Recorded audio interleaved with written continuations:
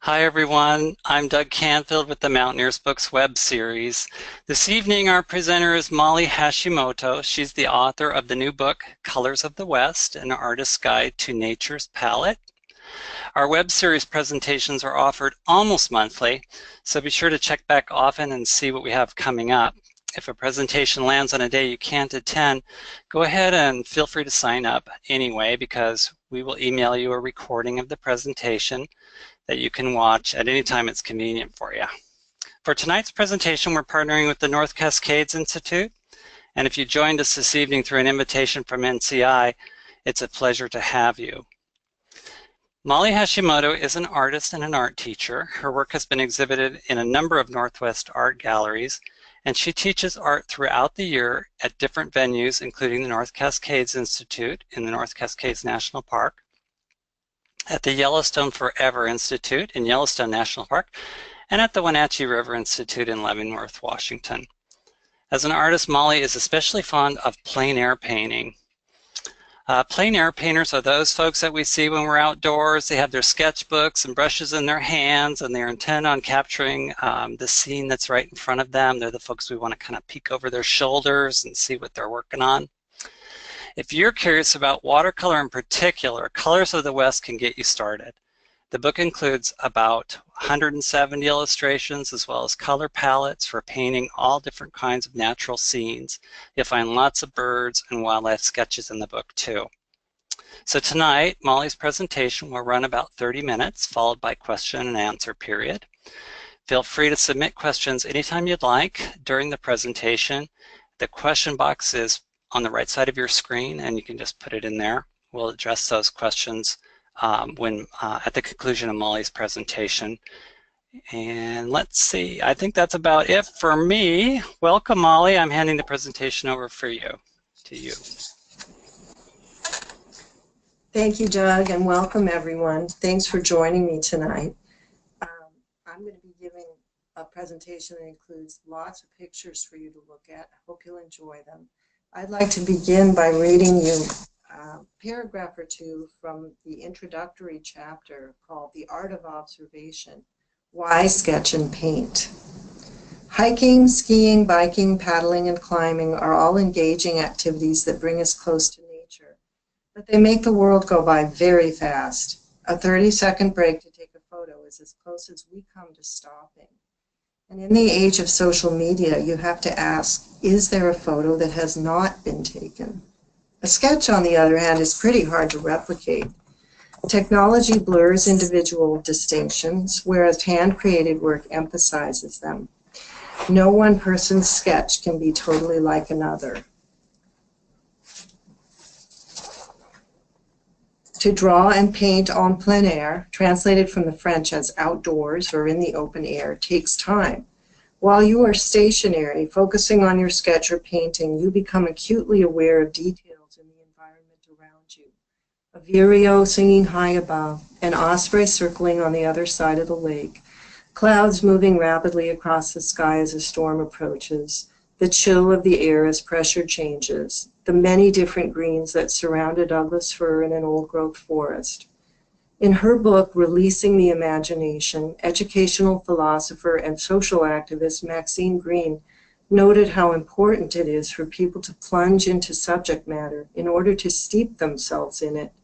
There must be an answering activity if we are to perceive what presents itself to us.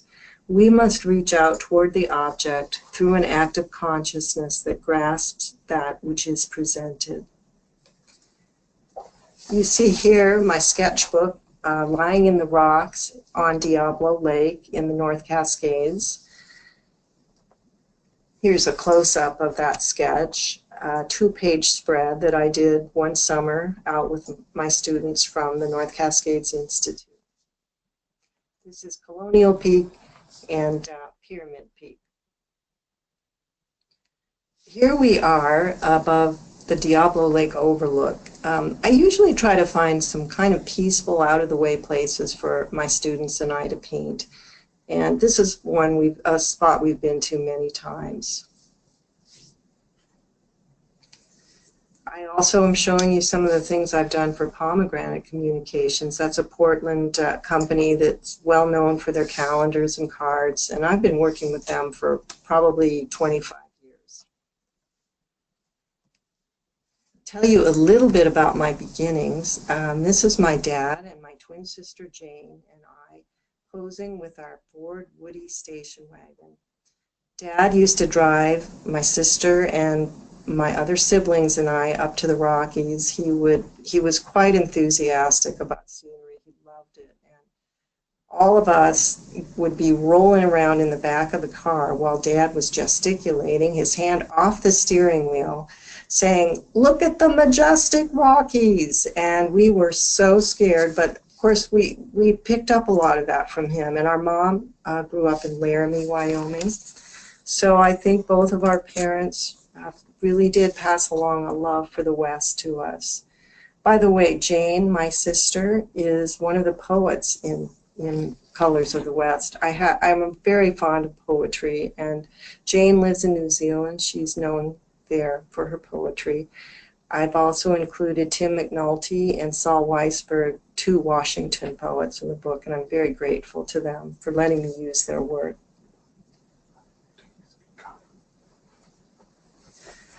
I didn't realize that you could paint outdoors, and it took a trip to Yellowstone to convince me that this was something that I should do. I was in the Albright Visitor Center with my family, and we saw Thomas Moran's field sketches, and I was so bowled over by them that I realized at that point this was something I had to add to my artistic repertoire. His sketches made me feel like I was meeting him 120 years after the fact. He was there, but he had notes penciled in on his sketches that made me feel I was seeing into his mind, and I just thought they were brilliant and wonderful, and it was just a life-changing experience for me. You may know that Thomas Moran was very instrumental in the creation of Yellowstone National Park. He was included in the 1871 Hayden Survey.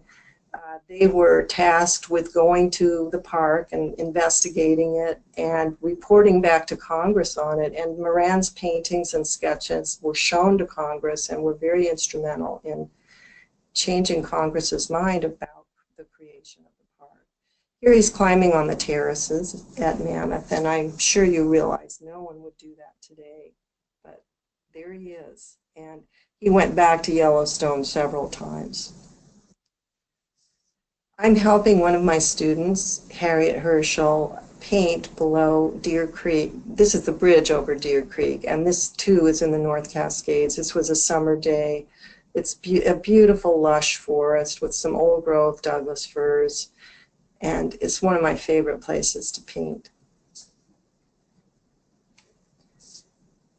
Bunch of us are sitting just above Mammoth at Yellowstone. The aspens there are spectacular in June, and I love going there both in June and September to paint.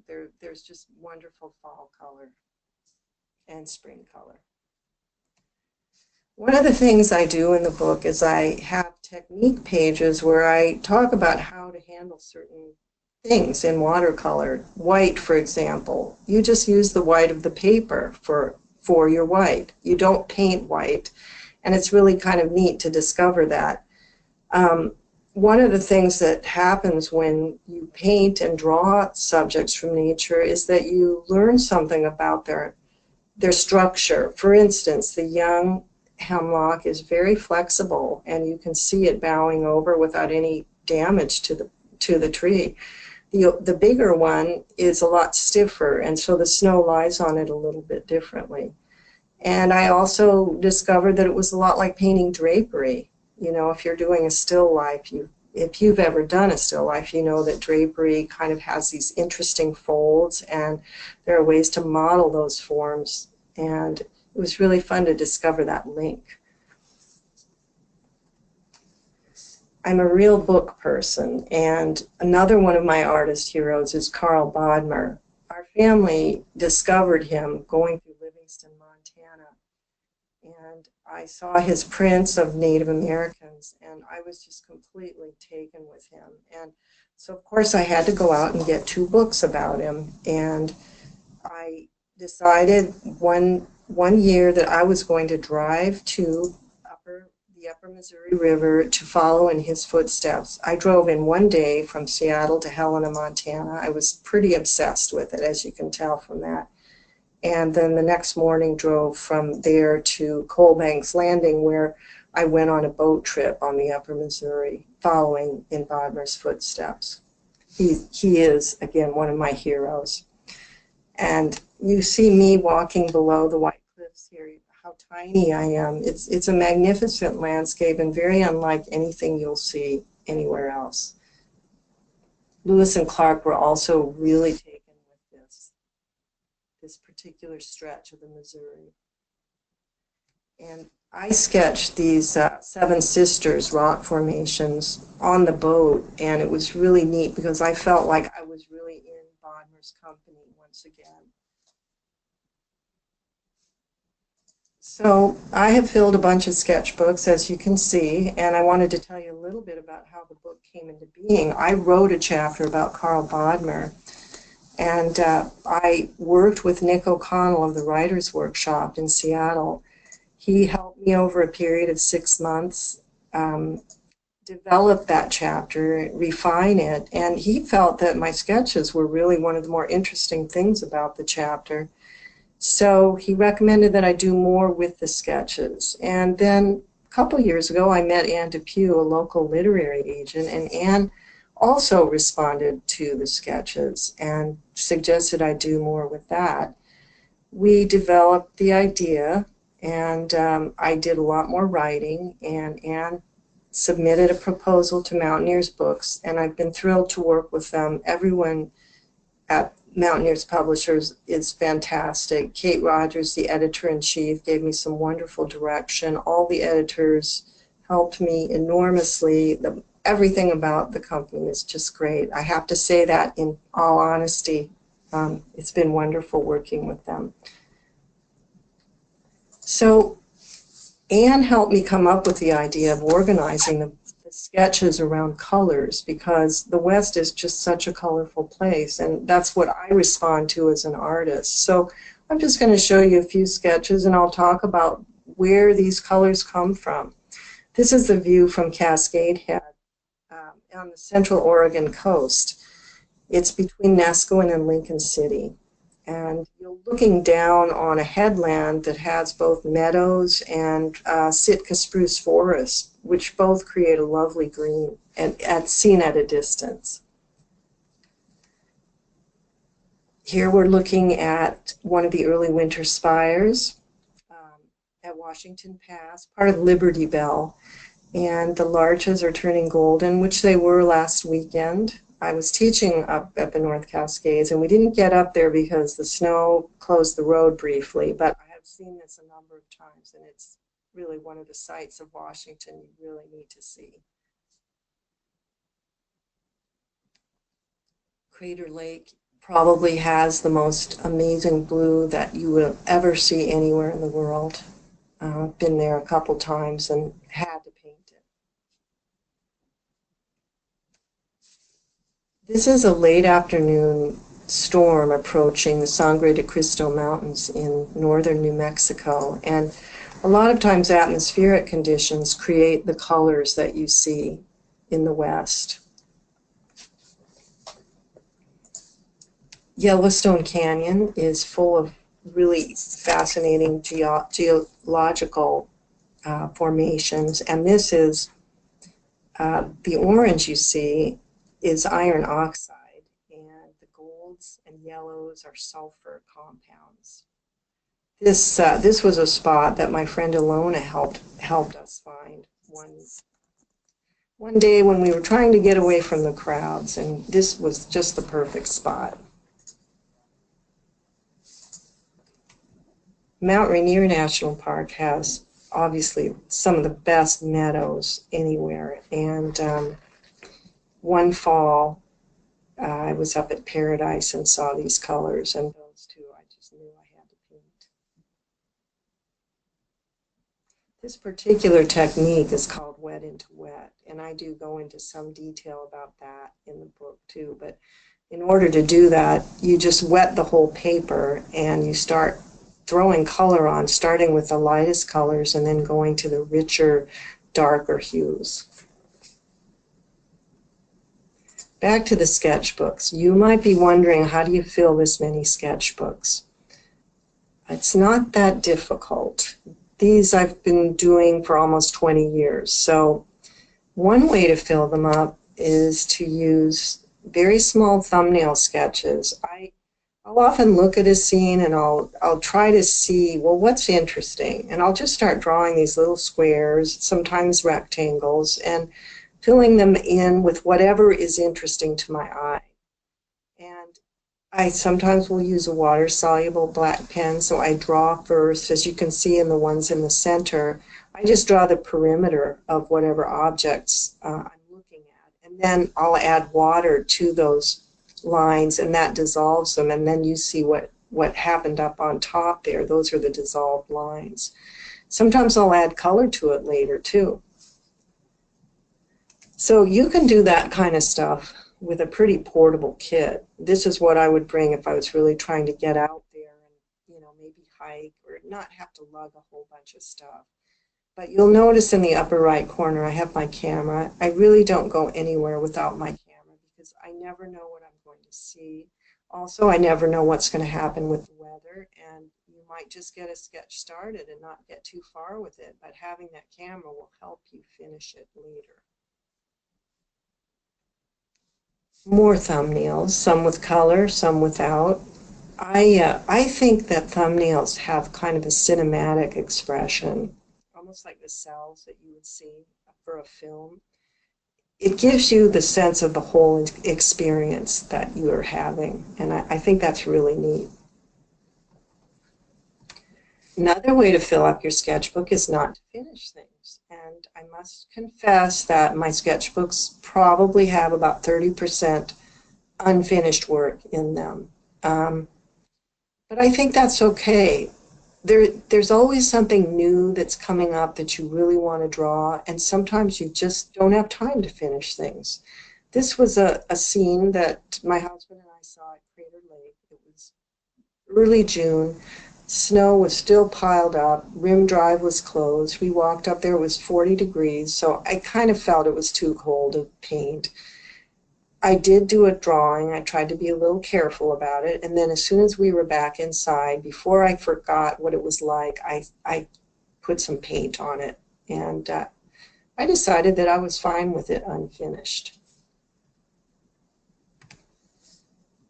These are the supplies I would bring for a longer period of painting outside. My sketchbook, a bigger paint box with all of my tube paints squeezed out. These would be all the paints that I would use in my studio or outside. And my full brush set. I really like to have all of them with me because they're really useful. And if you're going to be sitting there for an hour or two, you might need a bunch of them. This is my palette. There really aren't that many colors in it, but with all of these, I can pretty much paint most of the things that I see in the West. And I kind of like that I've kept it limited because it makes it so it's less expensive for people to get started. This shows you a value scale for the color phthalo blue red shade. It's a color I use quite a bit for skies, and you know how skies sometimes have a gradation from dark to light? You could use just this one color and have that nice gradation from the zenith to the nadir.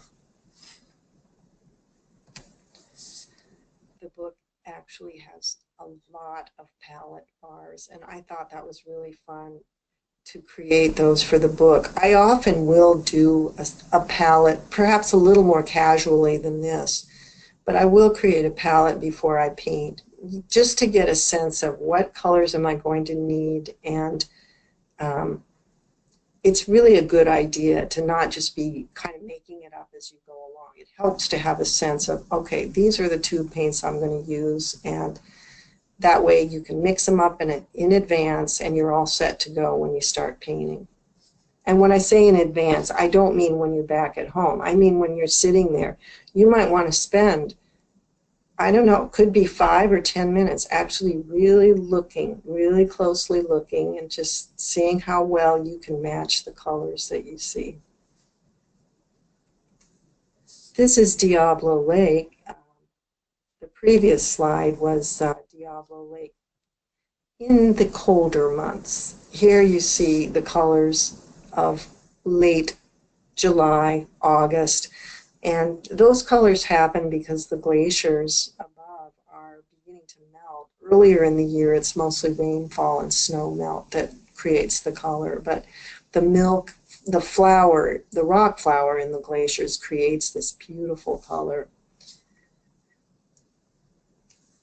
I painted this scene of the canoe, a North Cascades Institute canoe at Diablo Lake one morning. I go a little farther afield too. This is Yosemite and the very famous Glacier Point where Teddy Roosevelt and John Muir met.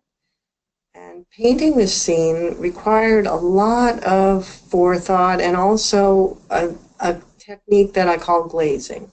A lot of artists use it both in oil painting and watercolor, but in order to get that really very hard, it's just really hard to achieve that kind of glow that you get early in the morning, the blue light of morning. And if I were to hit it really hard with blue right off the bat, just one layer of blue, I think I wouldn't get that glow. So you do successive layers and then you do end up getting that lovely glow.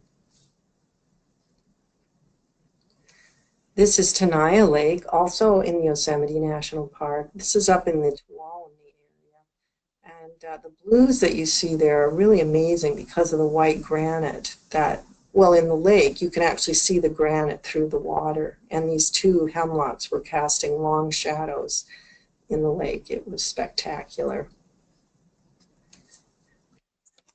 I couldn't do this without showing you one of my favorite pictures ever. This is a 1,000-year-old juniper growing right out of the granite, and I had to pose myself with it. David took my picture here because I wanted you to see how little I was compared to this 1,000-year-old tree. And Yosemite is full of wonderful trees, sugar pines. You know about the giant sequoias, no doubt. But there are Pacific dogwoods, white bark pine. There are some, I think it probably has some of the most interesting diversity of tree flora anywhere. And in the book, I am really interested in both wildlife and trees and flowers and birds, so you'll see a lot of that. This fox was one that we woke up when we were hiking on Specimen Ridge at Yellowstone.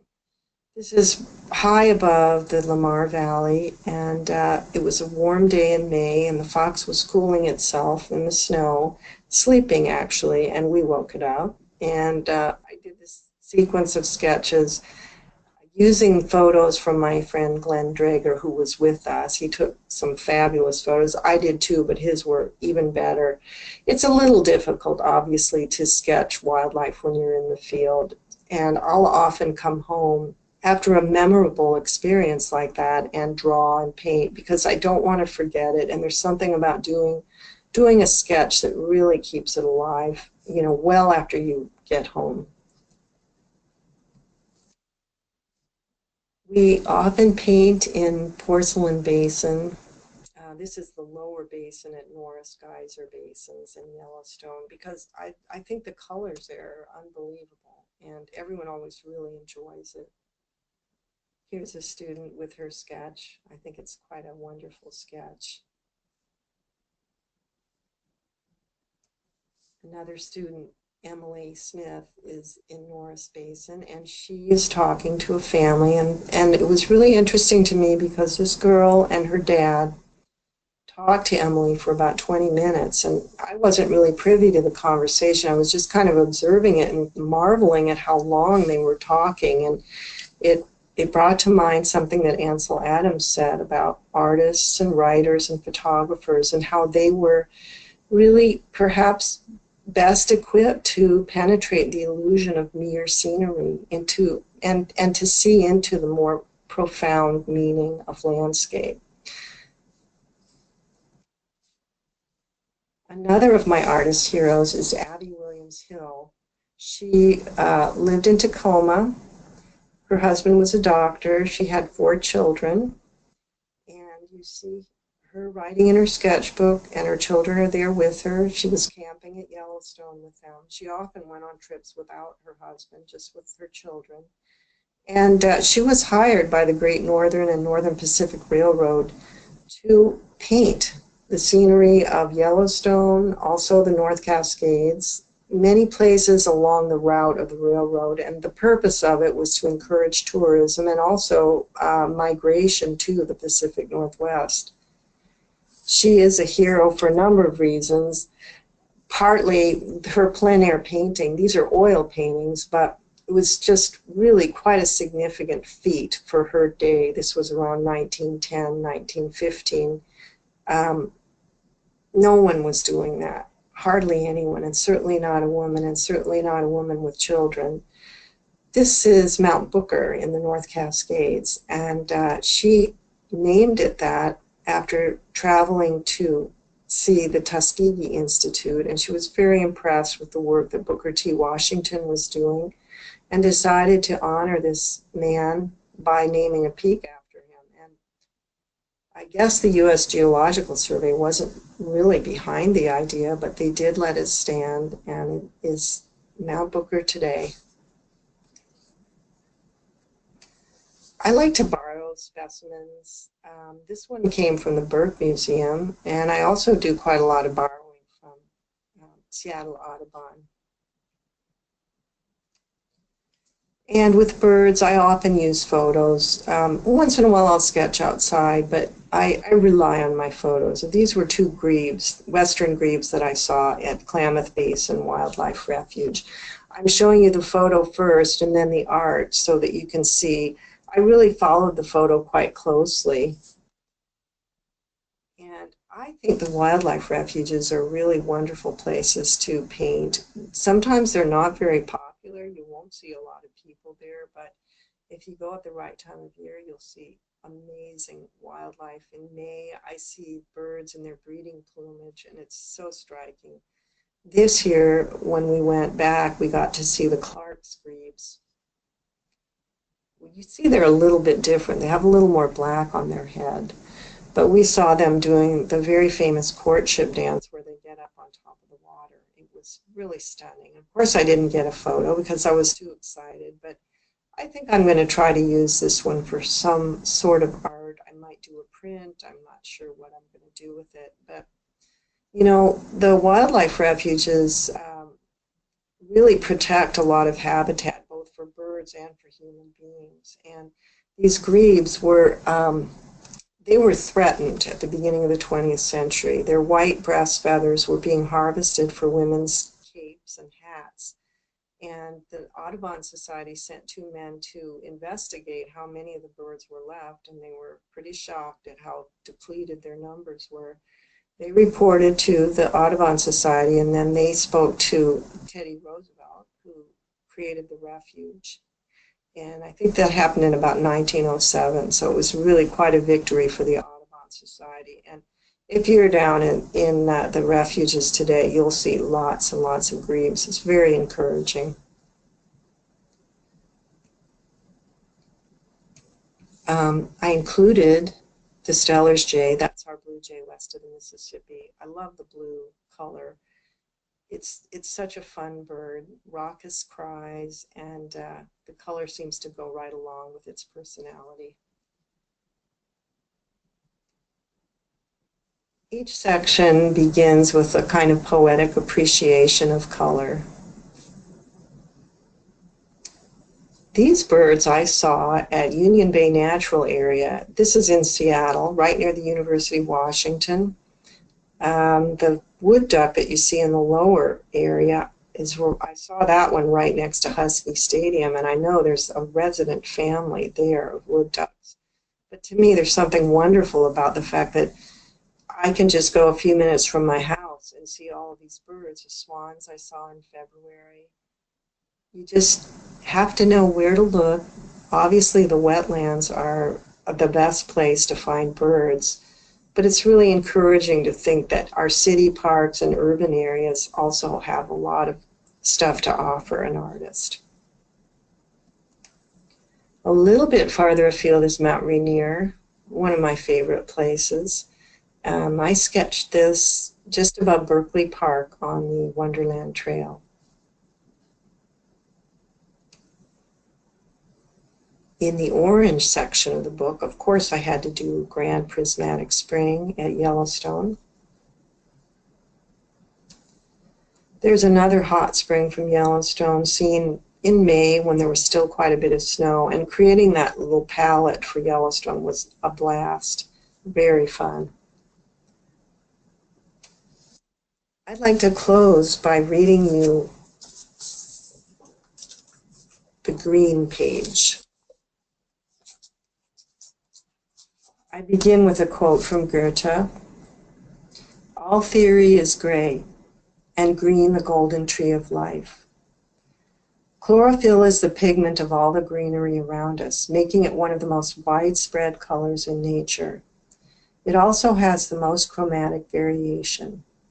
Walk into the Hoh Rainforest in Olympic National Park and survey the forest floor, the emerald fronds of ferns, and the wood violet's cool, viridian, heart-shaped leaves.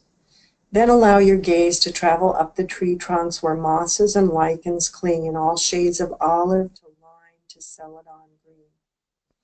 Take in the huge leaves of big leaf maples, chartreuse in spring. Craning your neck, view the towering Douglas firs and Sitka spruce, their mature dark needles of hunter's green. In the North Cascades, sun-dappled leaves of vine maples flicker in the late spring understory, and in early summer, evergreens extend their fluorescent new boughs. Robert Louis Stevenson, who lived in Monterey in 1879, wrote about the nearly ink-dark green of Monterey cypresses that grow only near Carmel. He called them the most fantastic of forest trees.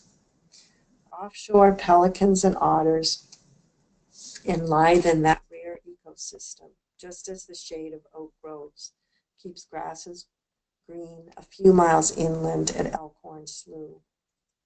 The sedges and grasses of the high-altitude steppe ecosystem at Yellowstone, in their springtime colors from brightest apple hue to opaque sage green, recalled to me the famous Byzantine mosaics in Ravenna that I visited a few years ago. The natural scenes in the Basilica of San Vitale were filled with every permutation of green that stone, tile, and glass could imitate, creating the overwhelming effect of being in nature. What could better express the notion of the life-giving properties of faith than all the verdant greens of the natural world? I'm offering the book and this presentation as a kind of invitation to you to go outside your backyard, your city park. You don't have to go as far as a national park. There's so much to see. There's so much to observe. You can bring a pencil and draw. You can take your camera and take lots of pictures. You can write a poem. You can bring your watercolors and paint. We live in a beautiful place in the West, and I think it just beckons me and many of the people that I've worked with to come out and paint. So I thank you for listening, and I welcome any questions that you have. We have a couple of questions, Molly. First one, Tom. He's asking how you decide on what you're going to paint. You go outside, you look around, and then what? Hi, Tom. Those thumbnails I showed you a little bit earlier in the slideshow, those really help me decide whether a subject is going to work for me. And so that's one way that I decide. Another way that I decide is it something that's just really moving me?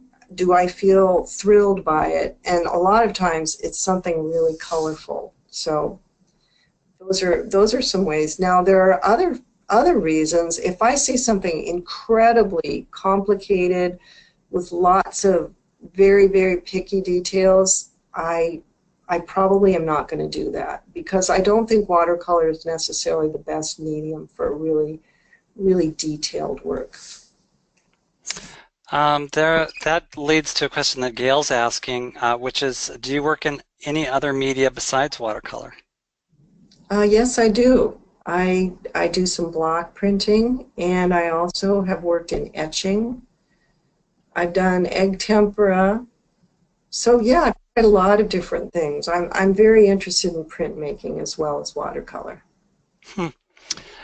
Jesse asks, how do you know when something you're painting is finished? Oh, great question. Um, I know when it begins to look pretty good. Not really brilliant, not perfect, but just pretty good. What happens with watercolor is if you start pushing it and going, oh, I'm going to get it just a little bit better. I know I can make it even better. A lot of times that will spoil it, which is really sad. But so, yeah, when it looks pretty good, that's when I stop. So you've mentioned a handful of parks, mainly in the Northwest.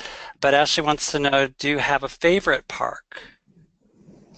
Well, I have to tell you that probably my favorite park is in the Northwest. It's North Cascades National Park, and it's because I've painted there so many times.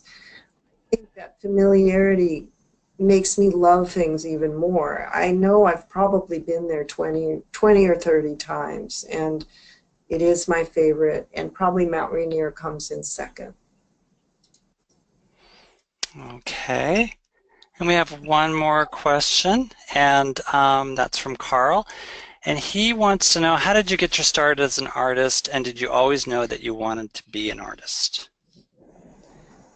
Yeah, when I was a kid, I loved reading and I loved drawing.